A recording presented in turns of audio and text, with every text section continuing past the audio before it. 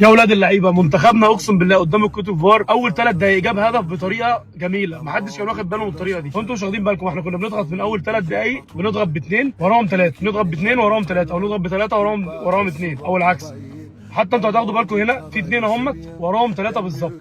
بعد كده هتقلب مثلثات، مثلث بيضغطوا على اللاعب بثلاثه وراهم برده ثلاثه اربعه. نفس النظام مثلث ثاني وراهم ثلاثه، نفس النظام مثلث وراه ثلاثه. فاحنا النهارده ان شاء الله لو لعبنا بالطريقه دي قدام السنغال باذن الله هنكسبهم، باذن الله هنفوز عليهم.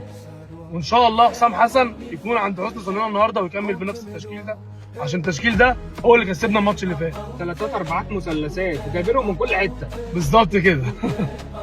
ان شاء الله نفوز باذن الله على السنغال، باذن الله نفوز النهارده. اللي ما شافش الجون، بصوا امام اول ما استلم الكره من حمدي على طول رماها لمرموش، مرموش هيخش ببريسنج برده بضغط هيحط الكره.